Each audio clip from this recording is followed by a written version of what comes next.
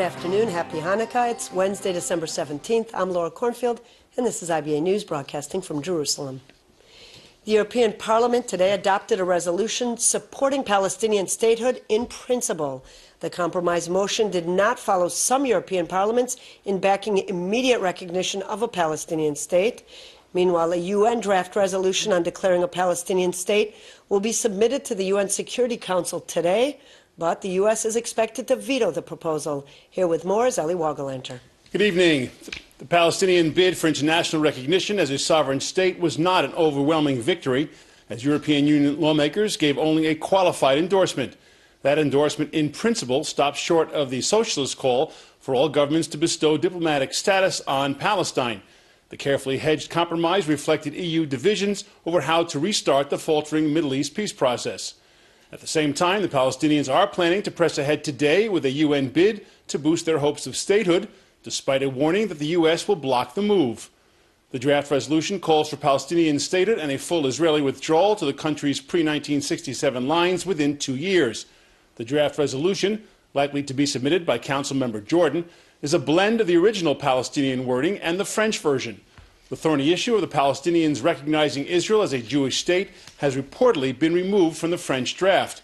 Erekat told a Nazareth radio station that Palestinians have yet to secure the necessary 9 votes from the 15-member council needed to pass a resolution. Each of the 5 permanent members has the right to veto any decision taken by the majority. The move comes as U.S. Secretary of State John Kerry held 3 days of intense talks in Europe in an effort to head off a pre-Christmas crisis at the Security Council. After meeting Prime Minister Benjamin Netanyahu for 3 hours in Rome on Monday, Kerry met yesterday in London with members of the Arab League and Palestinian negotiator Saeb Erekat to discuss the Palestinian state proposal. A Palestinian official described the meeting between Erekat and Kerry as difficult. Kerry reportedly asked the Palestinian delegation not to rush ahead before Israeli elections with a demand for a 2-year timetable, and indicated the U.S. would veto the resolution at the Security Council if it called for a timetable for Israel's withdrawal. At a news conference afterward, Kerry was asked what kind of resolution Washington might be able to support at the UN. Kerry insisted the U.S. administration had made no determinations about language, approaches, specific resolutions, any of that. This isn't the time to detail private conversations or speculate on a UN Security Council resolution that hasn't even been tabled, no matter what pronouncements are made publicly about it. We all know the risk of escalation is constant and it's real. And that is why it is imperative to lower the temperature and the tension so that we have an opportunity to find a path that Israelis and Palestinians both want so desperately, which is a path that leads out of the current predicament. The status quo is unsustainable for both parties and for the region.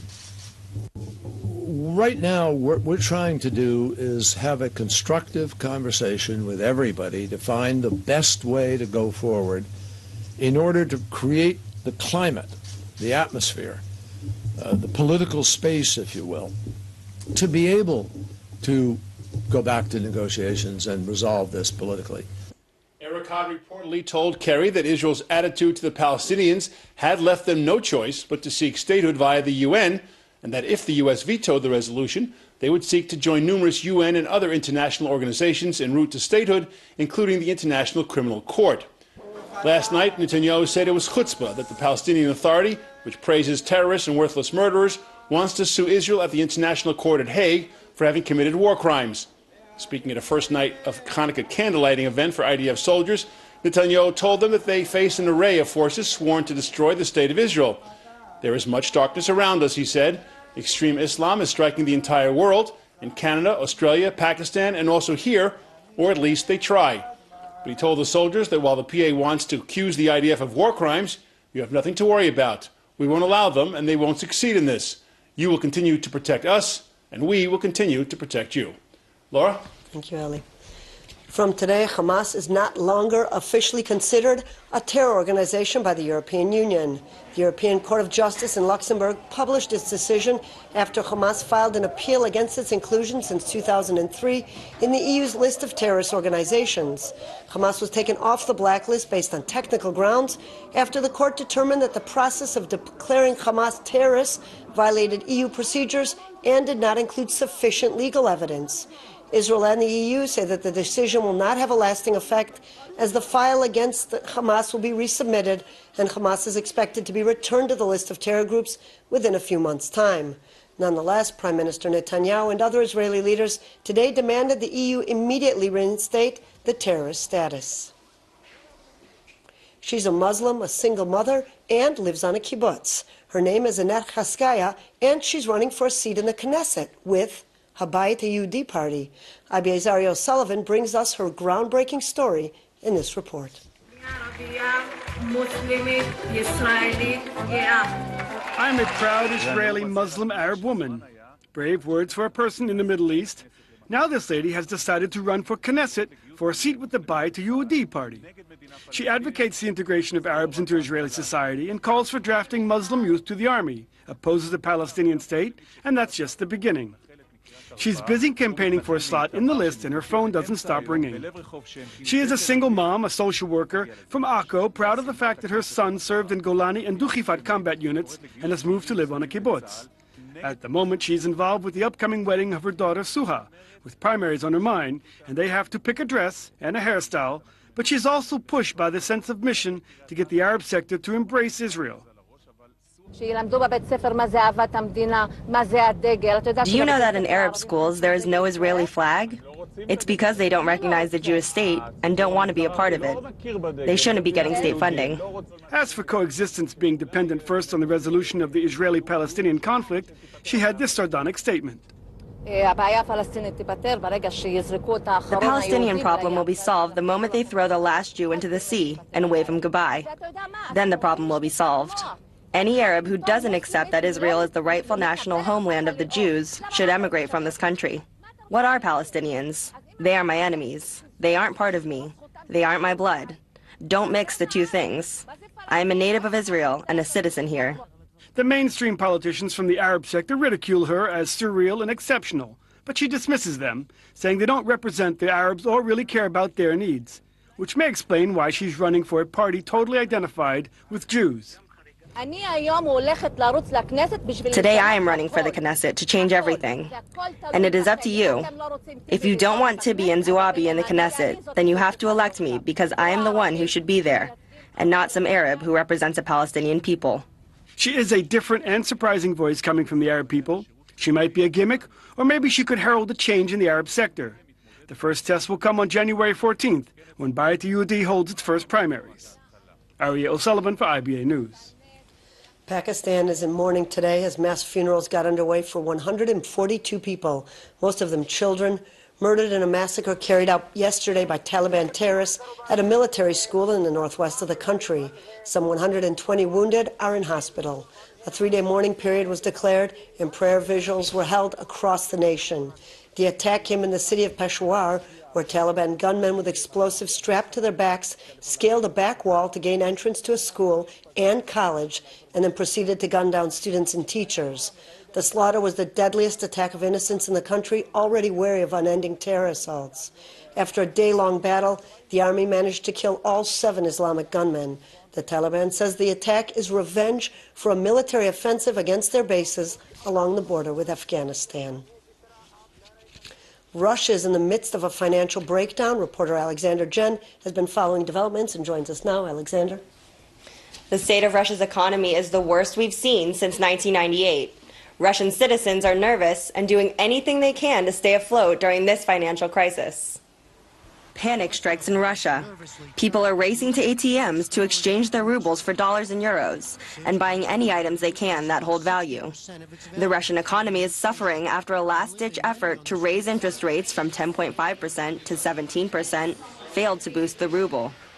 This comes a day after the worst single-day drop for the currency in 16 years.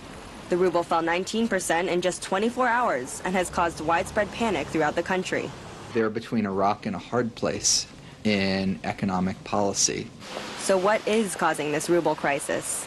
Over the last year, the country has been hammered by a drop in oil prices. Now, barrels of gas are selling for less than $60 compared to $110 earlier in the year. Additionally, economic sanctions coming from the EU and the United States are affecting the currency. But Russian Foreign Minister Sergei Lavrov insists that the problem is only a minor issue in the macroeconomics of Russia. We have been in much worse situations in our history, and every time we were getting out of these fixes much stronger. Now, U.S. Congress has passed the Ukraine Freedom Support Act, issuing more sanctions against Russian weapon companies and investment in high-tech oil industry. President Obama is expected to sign the bill by the end of this week, though he is worried that the public nature of the sanctions could be troublesome. Typically, the kinds of consultations that we've had that have allowed for the successful implementation of the strategy have allowed us to have private conversations with our European allies about our strategies and next steps forward. Russians are blaming their government and Western countries as a result of the plunging ruble. And now, Vladimir Putin faces new challenges with his leadership in question. Alexandra Jen for IBA News. As of now, Putin is deferring any comments on the crisis to the Prime Minister and the Cabinet. Laura. Thank you, Alexandra. The continuing civil war in Syria is relentless and with no sign of hope. That's the view of the top United Nations humanitarian officials who say that the loss of life, brutality, inhumanity, trauma, and ongoing displacement is beyond description. Mr. President, I regret to inform the Council that 10 months later, the Council's strong demands have gone unheard. The parties to the conflict continue to ignore the most basic principles of humanity. In many parts of Syria, the level of violence has worsened, with civilians continuing to pay heavily with loss of life, serious injuries, psychological trauma, ongoing and recurring displacement, and massive damage to property and infrastructure. We have run out of words to fully explain the brutality, violence, and callous disregard for human life, which is a hallmark of this crisis. The international community has become numb to its impact with the vast numbers, regional reach, and sense of political impasse. Children have been murdered, tortured, and subjected to sexual violence by all parties to the conflict. Reports of children killed or publicly executed, crucified, beheaded, and stoned to death, particularly by ISIL, have increased in recent months. Millions of children have been traumatized by the horrors they have been forced to witness. In adopting Resolution 2139, this Council committed itself and the wider international community to the well-being and the protection of the people of Syria. Today, I appeal again to Council members to ensure that the parties heed its call and comply with Resolution 2139 in its entirety. Back here at home, President Reuven Rivlin began the Hanukkah holiday with a special candlelighting ceremony at his residence, where he hosted more than 100 children from the Rachshei Lev National Support Center for Cancer Patients. The president and his wife Nechama sang traditional Hanukkah songs and lit the first candle on the menorah with his guests. Rivlin compared the youngsters to the Maccabees, calling them heroes in their struggle with cancer. Rachshei Lev cares for some 400 children suffering with the disease. And in Washington, U.S. Vice President Joe Biden skipped his own family's Hanukkah candlelighting ceremony and instead attended the national menorah lighting ceremony. Biden mentioned that his daughter and her Jewish husband observe the tradition. Biden went on to quote the Lubavitch rabbi. And I only have one regret, as you mentioned, going home on Amtrak. It's a great honor for me to be able to do this, but I'm going to miss the lighting of the menorah on my daughter's dining room table tonight with her husband, Howard Krein, and I'm going to be down here in Washington. I wish I were with her. I want to give special thanks to the Chabad for hosting this event, and I want to also, the Lubavitcher Rebbe taught us that every living thing must grow. And just as Hanukkah lights will grow from the first day to the 8th, just as even those who have achieved good and holy things must never be satisfied with what they've achieved yesterday, may you all go from strength to strength. The truth is that Jewish heritage, Jewish culture, Jewish values are such an essential part of who we are, that it's fair to say that Jewish heritage is American heritage. That's who we are as a people. And to me, that's part of the miracle we all celebrate together as you celebrate with your families tonight. So on behalf of my children and my wife Jill and the President of the United States, let me just say Happy Hanukkah to everyone. And thank you for having me. We return now to election politics, and I'm joined in the studio by pollster and political consultant Mitchell Barak. Mitchell, it was great to have you. Thank you. Good to be back. For a new time, by the way. At the new time, 4 o'clock. For a start, what do you make of the candidacy of Annette Cheskia in the Bayit Yehudim? We just saw a report earlier in the broadcast about her. Is she a gimmick, or can she make political impact and represent the Arabs who don't have the views of, let's say, Tibi or Zouabi? Well, there is room out there. You know, it used to be 15 or 20 years ago, there was at least one mandate among Israeli Arabs that went to the Likud. I mean, the Likud traditionally was a right-wing but a liberal party, the National Liberal Party. You know, everything right now is a campaign gimmick. There's nothing that's not a gimmick. There's nothing that's done now not to get votes. But what it does indicate is that the Bayit Yehudi is looking to be more than just a very narrow, focused organization. Meaning, we saw that in the last election, where the chairman, Naftali Bennett, brought in people who were not religious, which had never been, brought in, you know, there were a number of women candidates and slots reserved for women, and it became a rainbow of people within the traditional to religious camp in Israel. Mitchell, staying with the Bayit Yehudi, its leader, Naftali Bennett, came out yesterday with very humorous ad yesterday in which he apologizes, he disguises himself and apologizes profusely. His party's in a bit of a turmoil, but polls show them as the third largest party with, I think it was 18 seats predicted. Is the Bayit Yehudi on the rise? Well, they definitely seem to be on the rise, meaning they definitely are polling very high. First, let me give you, you know, right now, whatever polling is going on is not going to be relevant with what happens. The problem for them is going to be twofold for the Bayit Yehudi. First, they have to have unity within the party, meaning there's talk about different factions breaking off and running separately. That's going to be a problem for them. And the second is they're going to have to maintain or gain momentum. And that's going to be very, very difficult when you're polling now so high at 18, or people think you're very high, because they may have hit the ceiling at this point in people's minds that they're not going to be bigger than the Likud and they're not going to be bigger than Labor. Is it really good to poll? It's much better to start out lower, gain momentum as people are more interested. You just spoke about the polls don't usually reflect the final result. The latest Knesset Channel poll shows the left-center alliance of Herzog and Livni, Labor and Hatnuah, receiving, I think, 23 seats compared to Likud's 21. Is that likely to hold? It's unclear what's going to happen at this point. We are very, very early in the election campaign, and everyone is kind of just deciding their list, just determining what they're going to be doing. And then every single party, or many of the parties, are going to go through a primary process, either and to elect a leader, a chairman of the party, a leader of the party, and then to elect a Knesset slate, a Knesset list. So each time that happens with each of the parties, there's going to be a bump in the polls of who those people are, or in the case of Kahlon's party, when he announces who his candidates are. So it's too early to tell because the campaign really hasn't started. Kahlon is holding currently 9 seats. Is that too high or is that too low? Well, it's unclear what he's going to get, meaning a lot of Israelis have not decided what they're going to vote for yet, and a lot of Israelis like to, especially at the last minute, just throw their vote towards some kind of new party. That's why Yesh Atid got so many votes this time around. That's why the last time around there was also the Pensioners Party, which came out of nowhere with a strong showing. It's very unclear, and it's still very early on. What is true is that people say he will be a force, and possibly even a deciding force in the next Knesset. We just have about 20 seconds left. One last question.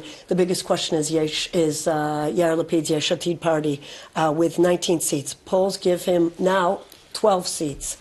Well, I think people are looking at it the wrong way. He got a tremendous victory last time with his 19 seats, which was almost, if it's not the largest party, it's almost the second largest party. The finance ministry didn't do him any good, though. But you know what? He got 19 seats. If he gets 12 seats in his second, 12 seats is still a formidable force in the Knesset. And really, he should be concentrating on giving that message, that he had 19. That was because a lot of people were undecided. If he has 10 or 12 or 9 or 13 seats, he will still be a very formidable force in this country. And what he's talking about is an agenda to accomplish certain things. So if he gets that Knesset representation, he can certainly do it.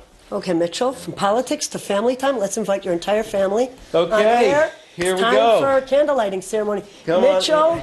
and... Wait a second. Hang on. Is there any way we can get you guys all over here? Okay, here we go. Okay, 6 kids. Wow. Whoa, you gotten everyone? Hi, here we are. Nice We're all here, you. and my wife. Hi, how We're are lighting you? candles. You can come over here if you want.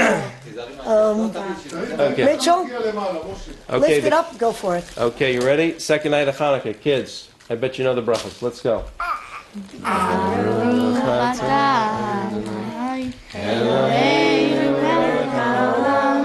Asher kiddushanu b'mitzvotav v'tzivanu lahadlik ner shel Chanukah Baruch atah Eloheinu melech haolam she'asa nisim avoteinu bayamim hahem b'azman hazeh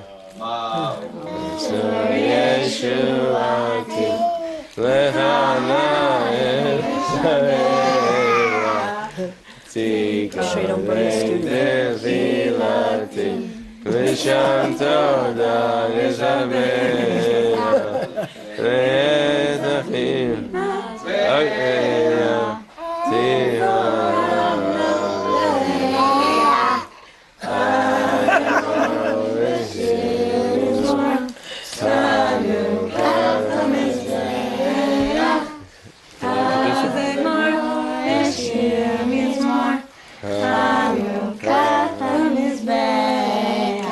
Names. Aviel, Elah, Shalev, Nadiv, and Amitai.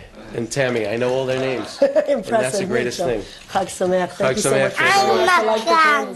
What's your name? Makan. Okay. Stay with us till the end. Sit with me till the end, won't you? Turning to local finance, the shekel strengthened in foreign currency trading, while share prices on the Tel Aviv Stock Exchange were mixed. Here's a look at the late afternoon numbers.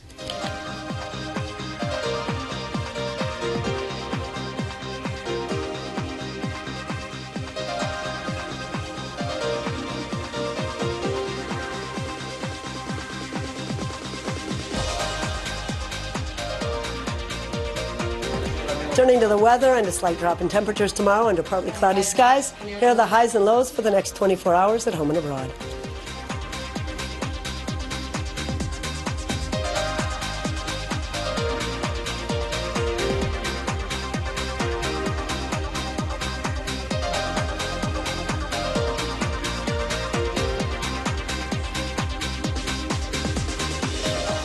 And that's all for this evening. I hope you'll join us again tomorrow at this same time for more news from Israel and abroad.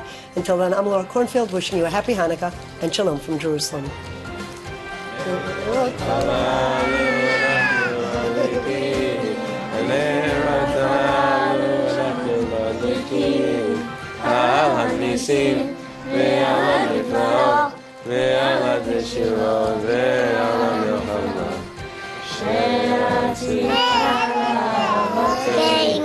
שעשית לאבותינו בימים ההם, בימים ההם, בימים ההם, בזמן הזה. Very well done.